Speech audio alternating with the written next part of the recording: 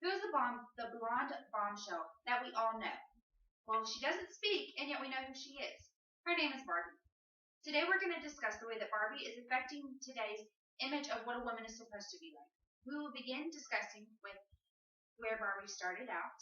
We will then move to what Barbie is portraying in society currently. And finally, we will end with what Barbie is doing to affect us as a people. My first point is discussing where Barbie comes from. Barbie was created by Ruth Handler in 1959, and her name was not originally Barbie. It was actually Barbara Millicent Roberts. Now, she was intended to be a teenage fashion model. The whole point of Barbie was to give girls an option of something besides just playing house and playing mommy. She gave girls the opportunity of other careers that they could choose to pretend as. Now, Ryan Grenoble posted an article on the Huffington Post that was discussing a Barbie that was sold in 1965. Now, this was when Barbie was still pretty new. This was the Slumber Party Barbie, and it came with everything you would need for a 1965 slumber party, from your silk robe to your hair curlers. Something it also contained, though, was a pink scale set to the Barbie-approved weight of 110 pounds, and a dieting magazine with the advice of how to lose weight. The advice contained was, don't eat. So we see, even in the beginning, Barbie was doing some questionable things. So now that we discussed when she started out, let's talk about present time Barbie.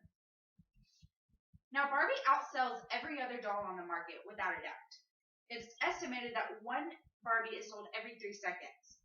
Now, Yana McDonough of the New York Times tells us of the exact measurements of a Barbie. Now, you see, every Barbie has the same measurements. They are a 5-inch bust, a 3 1/4 inch waist, and a 5 3/16 inch hip. Now, this doesn't really work well for showing every woman when all Barbies are the same way. That doesn't really represent our people as a whole. So now that we've discussed ways that this is an issue for us currently, let's move on to the way that it's really affecting society today. Now, 90% of girls ages 3 to 10 own a Barbie. That's a lot of influence on our coming up generations. Now, Galia Salin of the Huffington Post posted an article informing us that Barbie was 5.5 inches tall, and if you scale this up to a 1/16 model, that would make her 5'9". And as we've already discussed her other measurements, that would make her bust 36 inches, her waist 18, and her hips 33. And at the Barbie-approved weight of 110 pounds, Barbie would be considered anorexic. She would not menstruate, and she would probably not be able to walk. But this is what we are showing today's girls. A 2006 UK experiment took 162 girls ages 5 to 8, and each girl was shown either a Barbie, an Emmy doll, which is much like a Barbie, but it's actually a plus-size doll. It's a size 16, or no doll at all. And then after they were shown these images, they were to complete a body assessment, an assessment on body image. The girls that were shown Barbie dolls were given very low self-esteem and had a desire to be thinner. This comes from Christina Tran of Psych2Go.net.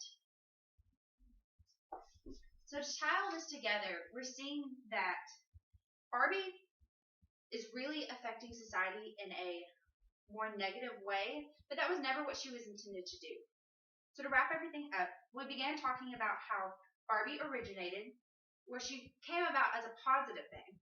Second, we discussed her power in society today, being that there's so many Barbies produced, and every child almost owns one. She's everywhere. Thirdly, we discussed how she's really affecting the world today. She's really affecting today's girls, and those are going to be the generation of women leading the world tomorrow.